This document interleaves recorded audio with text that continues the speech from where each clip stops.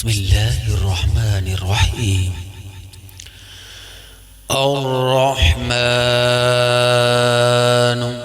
علم القرآن خلق الإنسان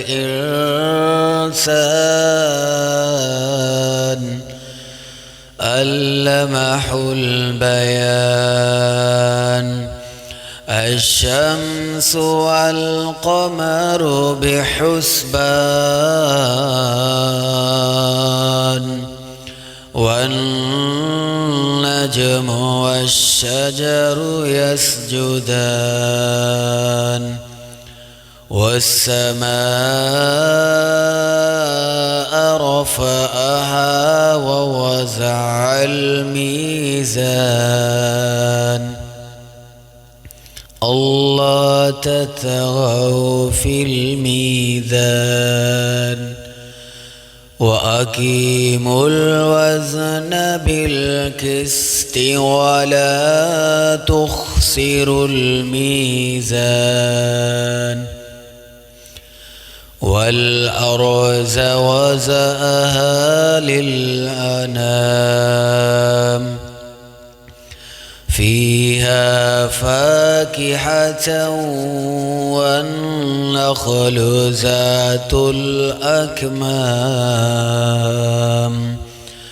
والحب ذو العصف والريحان فبأي آلاء ربكما تكذبان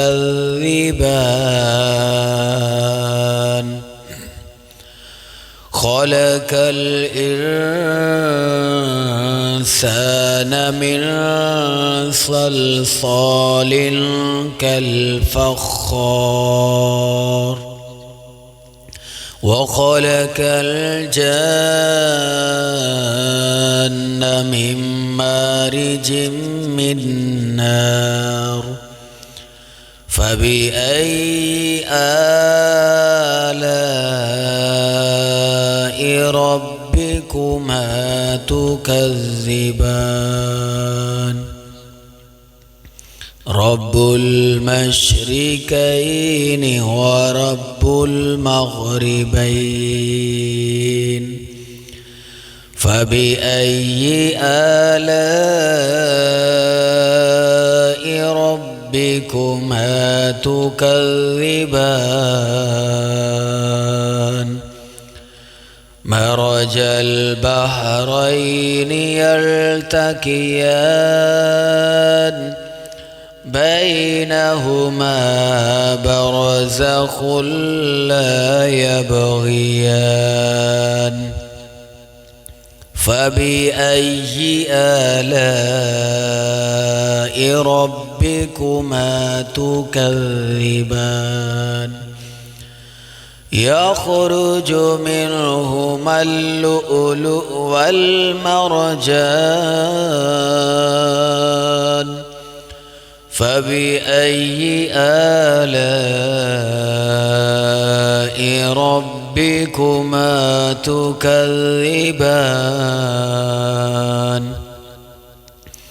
وله الجوار المنشآت في البحر كالأعلام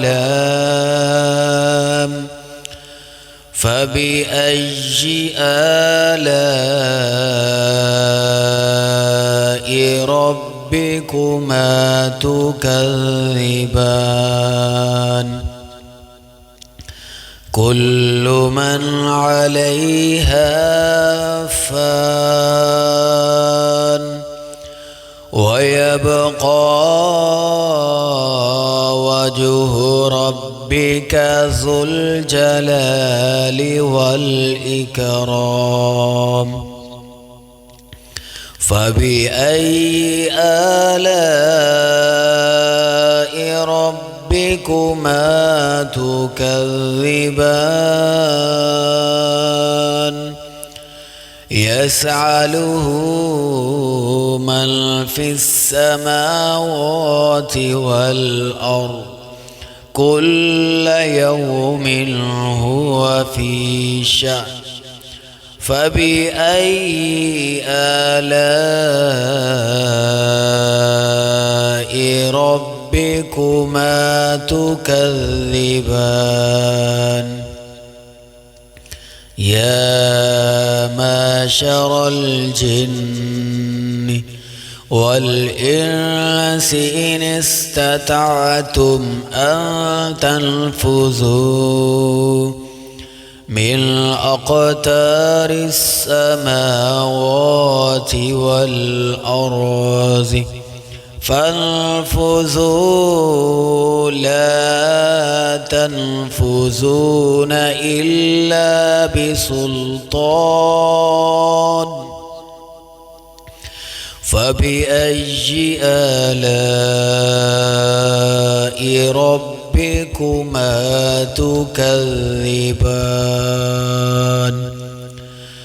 يرسل عليكما شواظ من نار ونحاس فلا تنتصران فبأي آلاء ربكما تكذبان فإذا انشقت السماء فكانت وردة كالدهان فبأي آلاء ربكما تكذبان فيومئذ لا يسأل عن ذنبه إنس ولا جان فبأي آلاء ربكما تكذبان فيومئذ لا يسأل عن ذنبه إنس ولا جان فبأي آلاء ربكما تكذبان يعرف المجرمون بسيماهم فيؤخذ بالنواسي والأقدام فبأي آلاء ربكما تكذبان هذه جهنم التي يكذب بها المجرمون يطوفون بينها وبين حميم آن فبأي آلاء ربكما تكذبان ولمن خاف مقام ربه جنتان فبأي آلاء ربكما تكذبان ذوات أفنان فبأي آلاء ربكما تكذبان فيهما عينان تجريان فبأي آلاء ربكما تكذبان فيهما من كل فاكهة زوجان فيهما من كل فاكهة زوجان فبأي آلاء ربكما تكذبان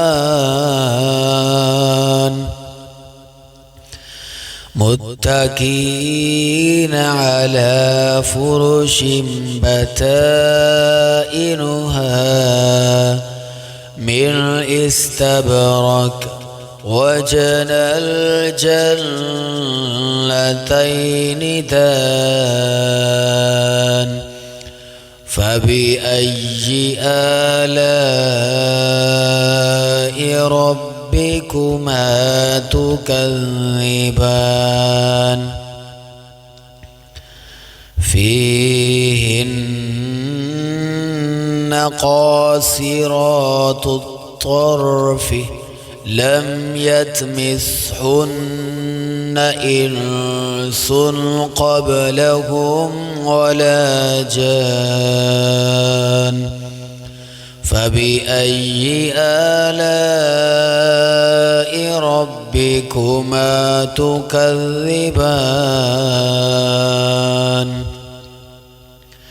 كأنهن الياقوت والمرجان فبأي آلاء ربكما تكذبان هل جزاء الإحسان إلا الإحسان فبأي آلاء ربكما تكذبان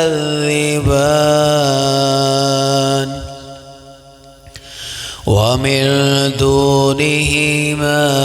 جنتان فبأي آلاء ربكما تكذبان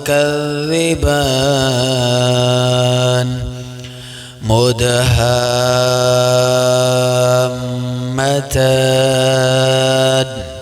فبأي آلاء ربكما تكذبان فيهما عينان نضاختان فبأي آلاء ربكما تكذبان فيهما فاكهة والنخل والرمان فبأي آلاء ربكما تكذبان فيهن خيرات حسان فبأي آلاء ربكما تكذبان حور مقصورات في الخيام فبأي آلاء ربكما تكذبان